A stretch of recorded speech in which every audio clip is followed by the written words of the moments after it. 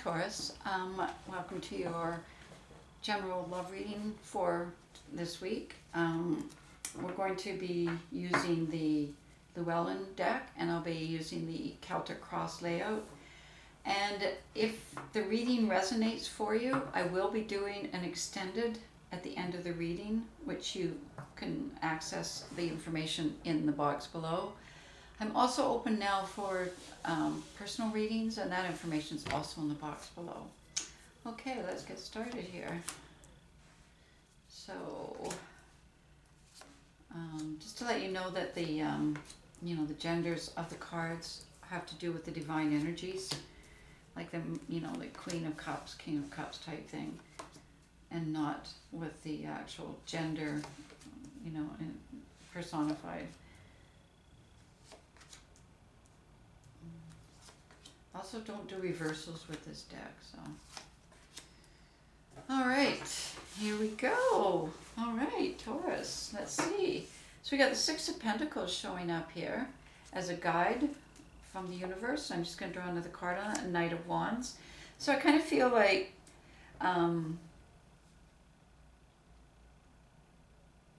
there's an energy coming forward to kind of enable you to be able to cover your resources, so to speak, with the, Six of Pentacles. And I'm just going to draw one more card, the Two of Cups. So I think what this is, or the Ten of Cups, sorry. So this is about a relationship. It's about, having that yin-yang in a relationship, which is, like I said, about the resources. So it's not just finances that are balanced out, but what finances represent, which are the resources that, in a yin-yang relationship, which is the Ten of Cups. So having that kind of opportunity to have that balance where this person brings this into it, this person brings this into it, and together they have all the resources that they can then put back into the world. Okay? And that's what I see as your guide right now. We've got the Hierophant in your immediate past, which is about commitment. It's about, and the Death card. So with an ending, we've got a beginning of commitment here. And the Seven of Cups also showing up. So something new in terms of this commitment. So a commitment, once again, in all areas. So this just isn't like a romantic commitment. It's, and this is, a kind of a commitment to yourself as well.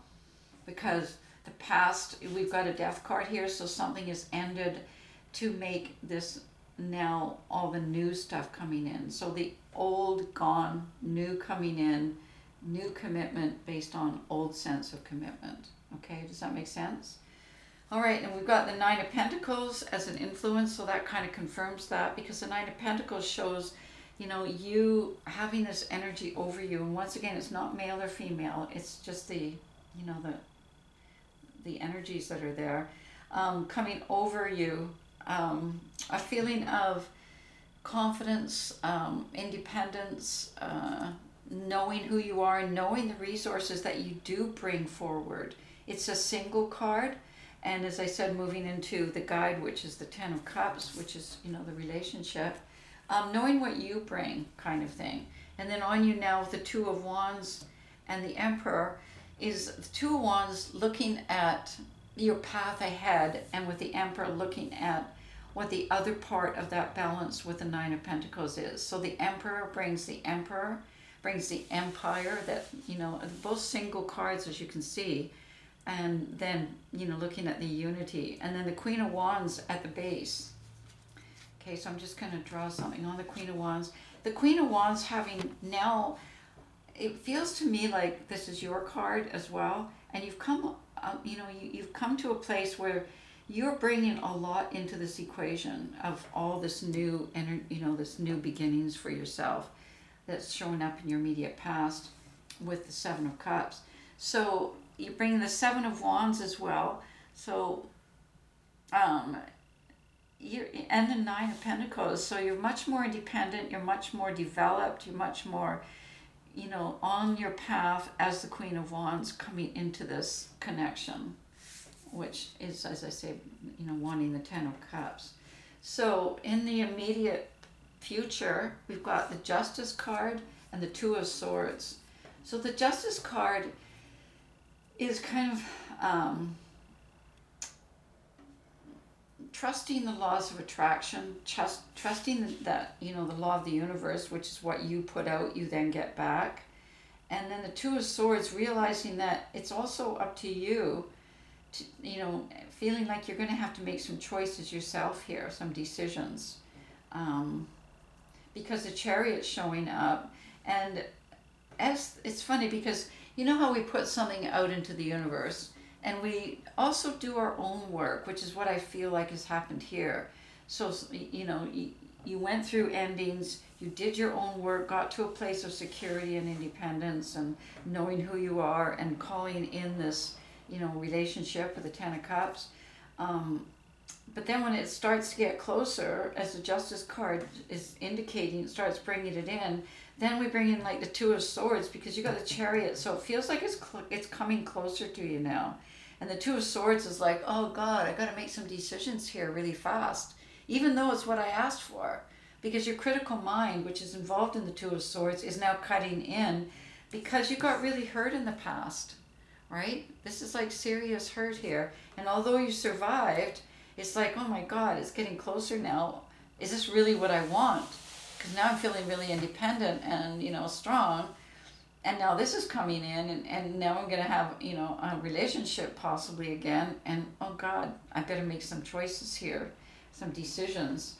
So it's kind of a bit of a dilemma between the two, where what you want is also what you fear.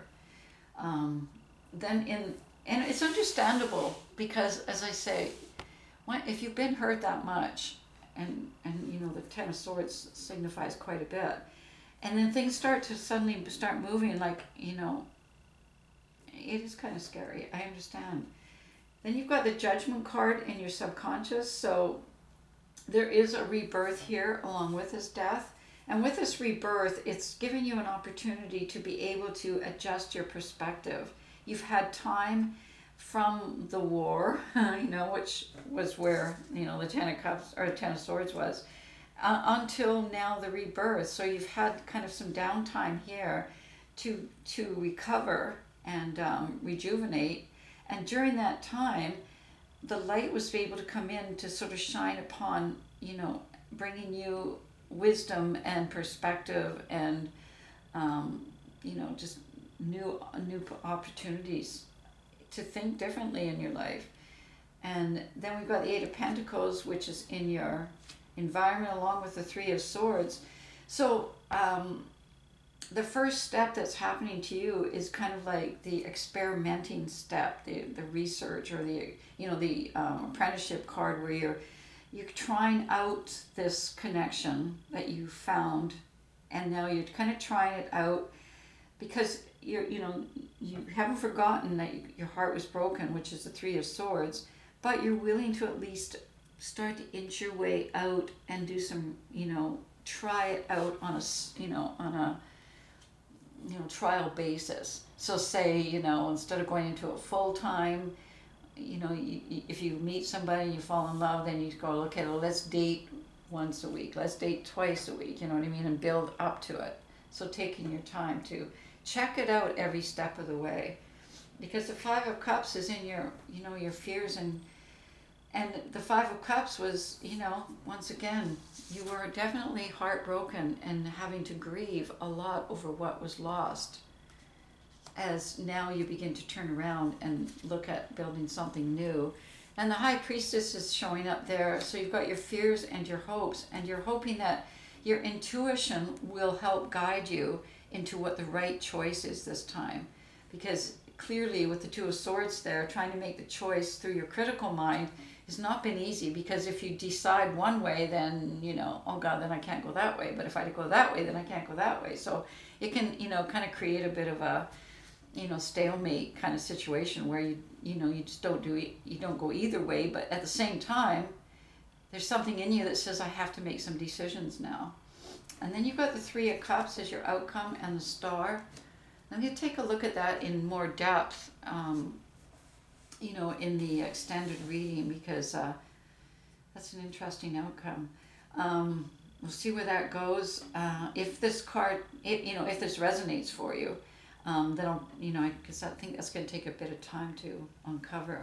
So if it resonates and you do tune into the extended reading, then I think there's more information there for you, knowing that this already resonated, with you.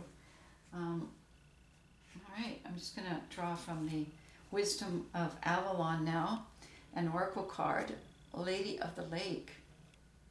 Nice card, I love that card. And this is interesting because this is the universe bringing to you, and it's absolute truth, courage, self-respect, and responsibility. So I think that's what this reading is all about, is you honoring this part of you, the Lady of the Lake part of you, where you're, you really want to have, you want to have the truth, you want to have courage, you want to maintain your self-respect, because you've worked hard here to get to the Nine of Pentacles, which is that confident, self-respect individual, right? So you want to maintain that, and so you want to be careful. And the responsibility, you're taking responsibility for yourself. You're not just rushing into something and going like, oh, this is so cool, I'm falling in love or whatever, let's just do this and this and this. No, it's not like that. Not this time. And that's kind of where the Death card came in, because that's over. And now this is the Judgment, the rebirth, with a different perspective, and knowing that you like I said in this card here, the Seven of Wands, you know how to look after yourself a lot more now.